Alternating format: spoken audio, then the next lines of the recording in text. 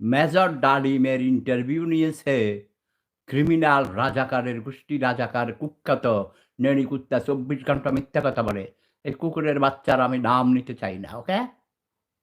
তার নাম নিয়ে আমি ভাইরাল করতে চাই না।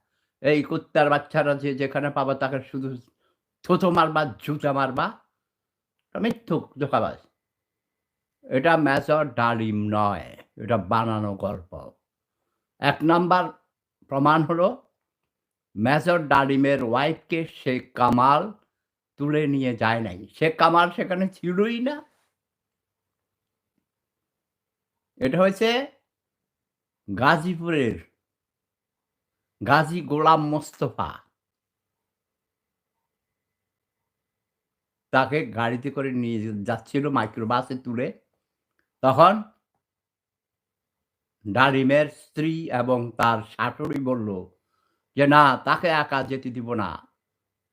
আমরাও যাবো।" তখন তারা ঠেলে জোর করে গাড়িতে উঠে গেল। বলল, "ঠিক আছে, উঠেন।" তখন ওর শালি এবং ওর শাশুড়ি, ডালিমের শাশুড়ি এবং ডালিমের বউকে ওই গাড়িতে করে ওরা নিয়ে গেছে। যদি ডালিমের শাশুড়ি এবং ডালিমের স্ত্রী গাড়িতে না উঠতেন, হয়তোবা রাগের মাথায় গাজী গোলাম মোস্তফা তার লোকজন মিলে সাভারের ঐদিকে নিয়ে গেছিল, ঐদিকে মেরে ফেলত। কথা বোঝা গেছে? এটা সম্পূর্ণ বানোয়াট, মিথ্যা। এটা মেজর ডালিম নয়। আমি সুস্থ স্বাভাবিক মাথায় বলছি। সম্পূর্ণ মিথ্যা।